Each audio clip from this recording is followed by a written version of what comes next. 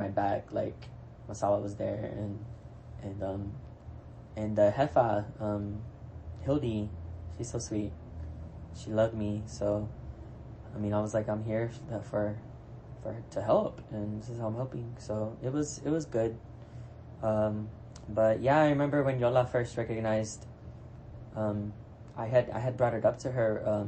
I think via text because I was too nervous to tell her in person. I was getting to know her, and I think I had her number finally on WhatsApp or something, or I don't know where. And I mentioned it, and I think it's because too. Me and Mario were dating at that time, and like he was starting to come around her ceremony, her fireplace, and he had started in Dallas, and it was becoming obvious that we were a pair, and so yeah, I remember even too, like when we were organizing like my birthday ceremony once, she had asked like who's I gonna sit next to, like who's coming from your family or something. I was like, I also know like que se next to su pareja Mario, and like she had mentioned it like briefly, and she did like this like little like eyelash like batting her eyelashes like yes I know like and I was just like but I was also like, oh my god, you see me like you know, so that felt so good. Yeah. And but it was never in front of everyone or in front of the fire. That was like on the side, like in the kitchen or something, you know. But it was also, I do know that like it was steps and growth for them. And so that the fact that they were making that growth and everything, and I remember, you know, her pouring that water for the Two Spirit people, and I had heard it again, I think once in Chicago at the Semillas Raíces, and Tomas Ramirez, maestro there, had said like a woman first and then Two Spirit or binary people, however you identify. Honestly, you could sit wherever you want. He said something like that, and then I had heard it again, and he was the first male I had heard it from, which was like a big deal for me, because I'm like, I always had like the female support first, you know, before these cis males, and it was just like a thing, and because we're all both fucking oppressed by the cis hetero patriarchy, so but in different ways, of course, but and then the other time that was significant for me was in Colorado. I was at the Indigenous Peoples Powers training, the nonviolent direct action training, SCOTUD. Oh, yeah. And it was Nick Tilson was running a sweat lodge, and I went, and he said like something similar to Tomas. He was like, we acknowledge Two Spirit people here, or however you identify, feel free to sit where you feel most comfortable. And he was like this, I didn't realize like he was the CEO of Indian Collective. I just knew he was like this like teacher helping run this like training, and he's like well known, like you Google his name and stuff, and so I was like, damn, that's dope. And so and I do see like, you know, there is, I feel like more resistance in the South. I feel like the more South you go, the more homophobia is prevalent. I mean, some countries not as much, because I hear like Argentina, but like they're white, so they're like Europe basically. But I mean, it also varies. But I have always noticed more progressive language in the North, like New York City, Toronto, etc. Like, and it made sense because these people were living in the North or from the North, and so the most I have heard it come from like a cis hetero man in the South was when Freddie once did acknowledge in a sweat. He was talking about relationships and stuff, and he goes, and sometimes a man loves a man, sometimes a woman loves a woman. And so that was, and he was just talking about relationships in general, but it was so beautiful to hear him acknowledge that. And then he did it, something similar in Peru, in the Sundance, you know, which I think was even way more people.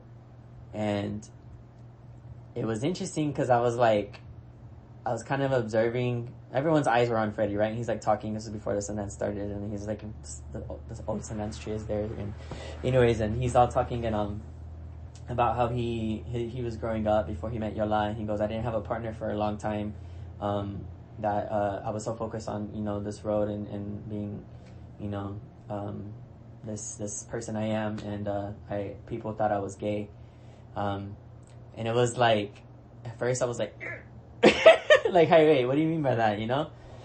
And I felt some people chuckle, but I paid attention to him, and he was like observing how everyone was reacting to when he said that.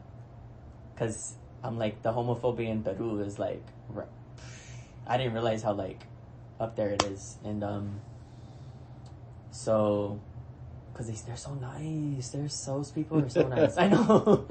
And to me, I felt like he was just openly to say the word gay in a sacred space like that in front of that many people was already such a huge step for these people. Like, he's like, things had to be taken slowly. Yeah. We can't just come in with like fucking pink tank tops and rainbows with glitter fairy shit and be like, I'm here, I'm queer, bitches at me. Like, it's just too much of a shock. It's too abrupt. And but yeah, that's what I've like noticed.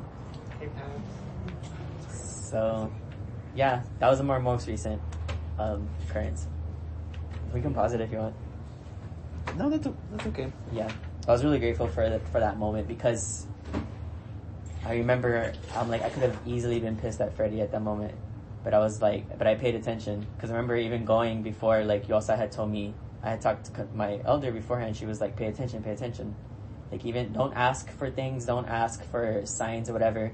Just pay attention. And I just remember that moment very clearly, because it was very powerful for me, at least. And I knew I had to, like, I picked up that I couldn't be out and queer there, or like I had to maybe tone down my flamboyance or something, just for my own. I'm like, this is my first time in this fucking hemisphere. This is like, you know, my first time at the ceremony, in the Sundance. I hardly know anyone here. And it was okay. It wasn't as bad as I thought it would be, because I still feel like there's this everyone is still like open-minded spirit, or just like spiritually like flowing a little bit, like hippie like whatever, like but I do know that one of the girls, I could tell she was one of the secret girls, and she sat next to me on the bus or something, and like she had asked someone later, and I didn't find out till later, she's like, ¿Crees que Jose está gay? And they were like, nah, I don't think he is. And then her name's Vanessa, who's my friend now, but this girl isn't Vanessa. I forgot her name. Anyways, Vanessa told me afterwards that she was just like, oh my god, I think it's so funny because I didn't know you were gay. But then she was like, oh, I don't know, maybe, I don't really care. But yeah, I don't know, it's interesting, because like the homophobia in like the southern hemisphere is like this whole nother like arena, and I'm like, and it's because it's not like it's, I wouldn't say, I really don't know, because I could only see so much, but the depth of it isn't as violent, I feel, as up here, but it's still like not as, that doesn't mean it isn't as harmful. You know, it's more like an ostracization rather than like, fuck, don't like I remember one of my dad's valid concerns coming out was that I would be holding my hands like down the street somewhere and get beat, like and like down there, like I don't think that's a fear, but I also don't know if that makes sense, but but still there's harm with the other ways. Yeah. Anyways. And that was the Sundance in Peru, right?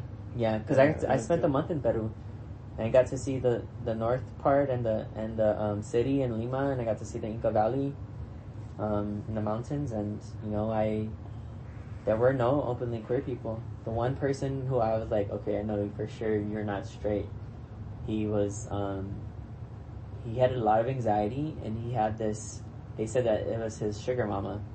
She was this older, bigger lady. Like, she looked white passing. He was brown, younger looking, skinny. Like, he was a beautiful man. He was very feminine.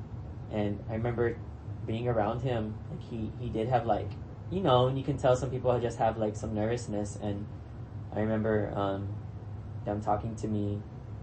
And they were like, oh, who are you? Where are you from? I'm like, oh, that's like, you know, it was just that you kind of get treated like a little more special because it's not just somebody from their country.